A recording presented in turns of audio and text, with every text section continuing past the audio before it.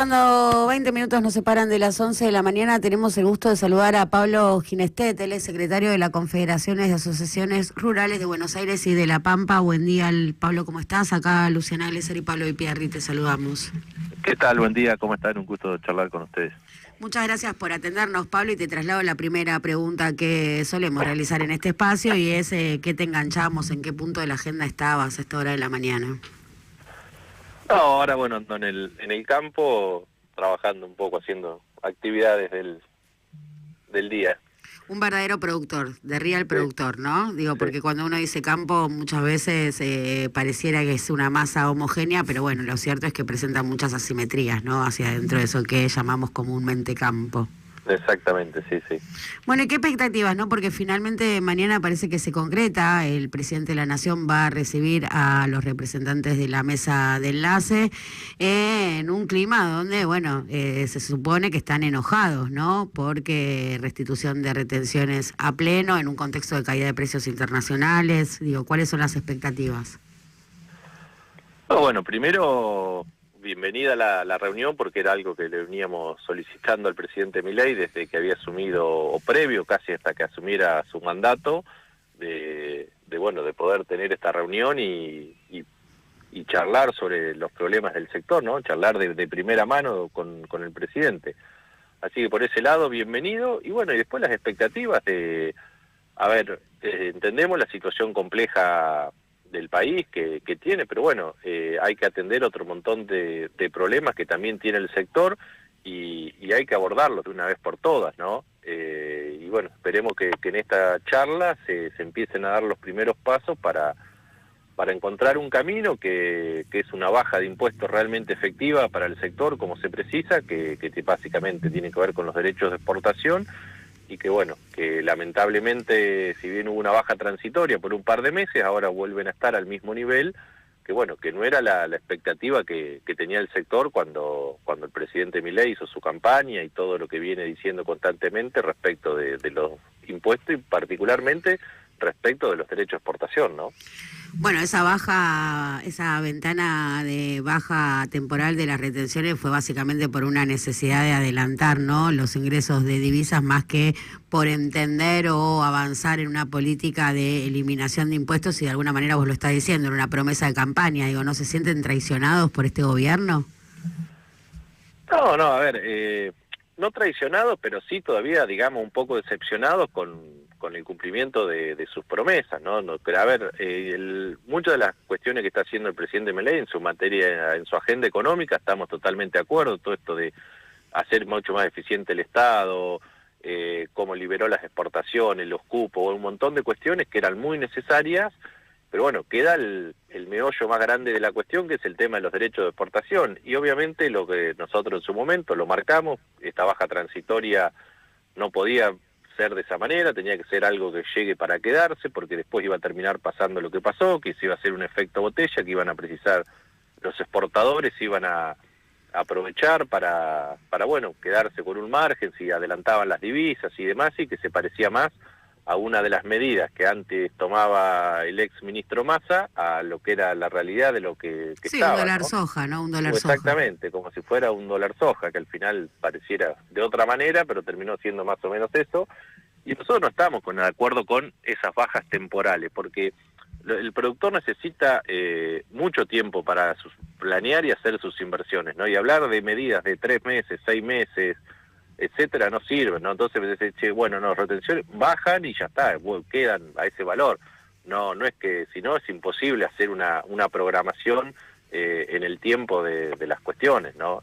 Creo que en eso es donde más falló el presidente, claramente, ¿no?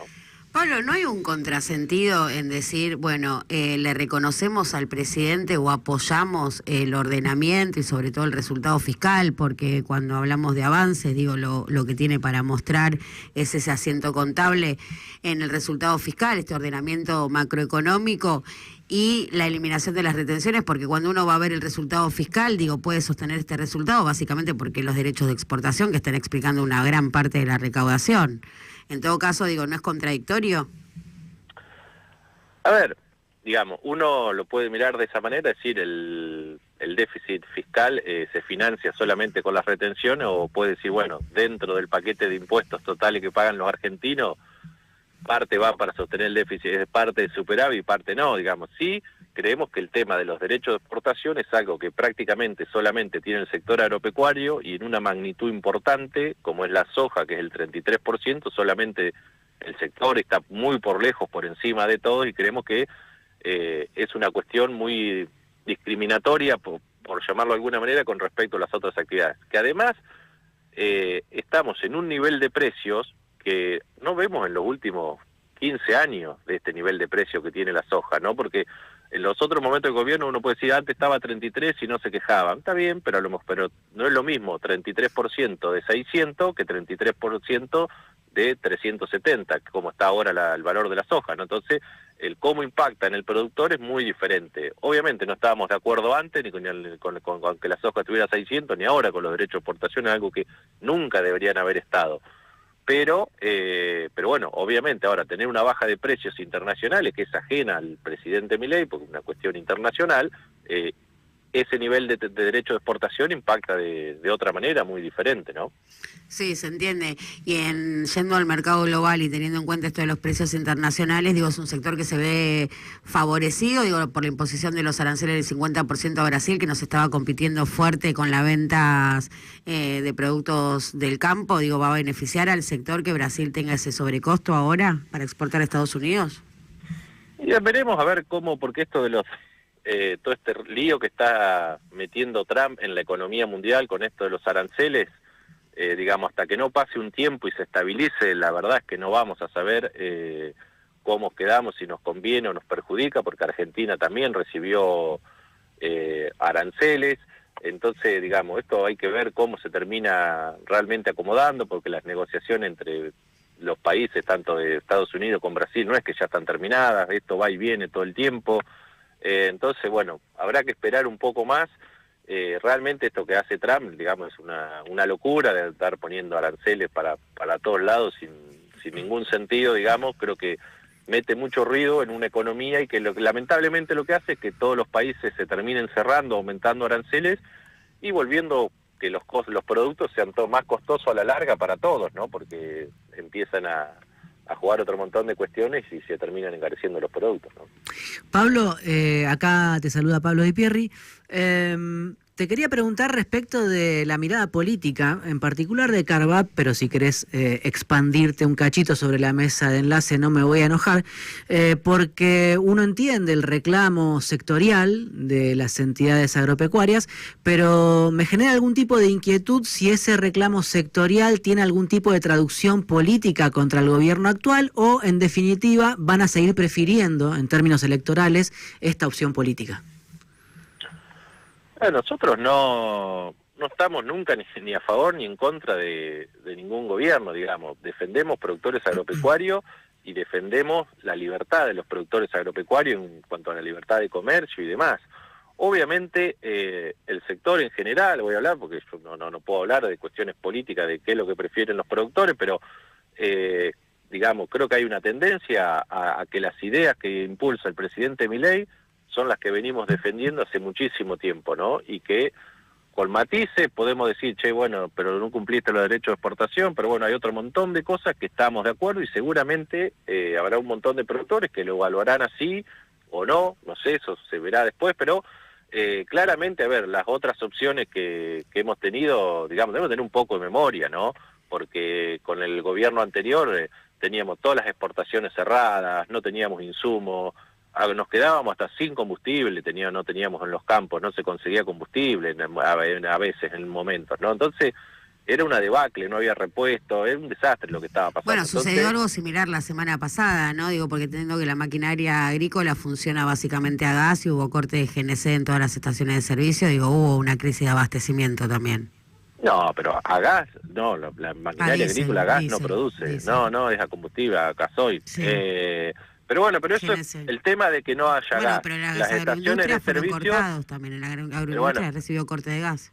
El tema de cambiar cuestiones de infraestructura, como que haya más gas o menos gas, o más electricidad, no son cuestiones que se van a resolver en ni siquiera en 4 años. porque recordemos que esta vez hace 25 años que no se hacen inversiones en lo que es en el tema de infraestructura, de transportes de energía. Entonces, un gasoducto que se hizo ahora hace poco nomás, nada más. Después, entonces, si realmente esas cosas de infraestructura que son estructurales, y sí, van a seguir faltando gas. Pero se suma, pero eso también se suma, digo, la paralización total de la obra pública hacia la falta de mantenimiento. Esa falta de mantenimiento se nota cada vez más, digo, es pérdida de capital. La Cámara de la Construcción tiene estimado una pérdida de 25.000 millones de dólares anuales por la falta de mantenimiento, pero aumenta el costo de producción. Digo, si se te rompen los camiones cuando estás trasladando, digo, te arruina el capital. Digo, y esto es obra y arte de este gobierno. Digo, ahí no hay un reclamo, digo, sobre todo. A ver, nosotros en el tema de infraestructura le venimos reclamando al presidente que si no hay que hacer más obra pública para el mantenimiento de rutas, porque es un foco de corrupción muy importante, fenómeno, pero que haga las licitaciones para que alguien se haga cargo de mantenerlo y que cobre un peaje como corresponde, etcétera. Pero a ver, yo vivo en el interior de la provincia de Buenos Aires y acá hay rutas que están destruidas hace 4 o 5 años, no se destruyeron en el último año. Digamos, acá que hay muchas cosas que vienen hace muchísimo tiempo, porque tampoco los últimos 2 años del gobierno anterior se hizo nada en mantenimiento de infraestructura de rutas. Digamos, a ver, acá tenemos este país, sin hablar de cuestiones políticas, un abandono de falta de visión en infraestructura de hace más de 25 años. A ver, no tenemos autopistas nuevas de los últimos 25 años, 30 años, incorporar todos los gobiernos ahí, esto no hay ningún color. No se pensó un país que vaya a crecer para poder soportar la producción que tenemos hoy. No tenemos ruta, no tenemos nada. A ver, seguimos peleando por los caminos rurales, que son de tierra, los mismos caminos que se hicieron en la época de las carretas, hace 120, 130 años atrás. Entonces, vos fijate, mirá lo que estamos hablando, y cuando nos quejamos de una ruta, a ver si fue de un presidente o no, acá hay problemas estructurales que tienen muchísimo tiempo. No, la discusión sobre, digo, cómo fueron jugando distintos tipos de modelos de desarrollo con distintos gobiernos y la situación más estructural de la dinámica económica argentina y la capacidad política es una discusión muy interesante y podríamos estar horas y seguiría discutiendo con vos, pero volviendo a la coyuntura, ¿no? Ya se nos está terminando el programa y reduciendo a la coyuntura y a los intereses sectoriales que tiene el campo, ¿no? Y en vistas, ¿no?, de la reunión de mañana. Y apelo a las experiencias de movilización, es un sector que tiene mucha capacidad de movilización y de hacerse sentir, ¿no?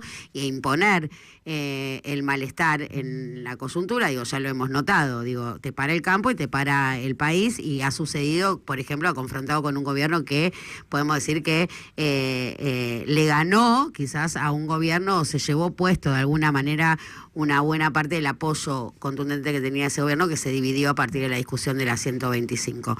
Entendiendo que vamos a poner un escenario que mañana Milei les dice o les vuelve a repetir, bueno, no puedo, ahora no va a pasar, sucederá el año que viene, y vuelve a prometer una reducción el año que viene, o no tiene ninguna consideración, como bien marcás vos, con un sector que tiene precios bajos de lo que vende y precios altos de lo que importa, porque digo, el tema fertilizantes es un problemón también hoy en día, y no tienen ninguna respuesta.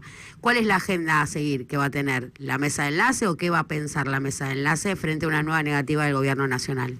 A ver, veremos qué es lo que sale de la reunión, qué es lo que se logra acordar, y después se verá. A ver, Carvap, esta semana tenemos una reunión de dirigentes el jueves, dirigentes y productores el 9 de julio, donde para empezar a abordar los diferentes temas y demás. Pero a ver, yo creo que hay una cuestión. Más paciencia, un poco más de paciencia, ¿no? Los veo como teniendo un poco más de paciencia por la... Al sector, al gobierno anterior, tampoco se le cargaba. Cuando usted habla de que los productores que pararon el país, si hubiéramos hecho todo eso hace años, que no tendríamos derecho a exportación, si sería como así lo plantea usted. Y en cambio, no, ganaron la discusión sobre las retenciones móviles. Sí, pero pero quedaron en el 35% después, no es que las eliminaron, las retenciones quedaron en el 35% en ese momento. O sea que hasta el que volvió a... Porque no quisieron las móviles, porque no quisieron las móviles. Digo, sí, a ver, con las móviles estarían en el 30 ahora, sé que tampoco hubiera cambiado nada con este nivel de precio.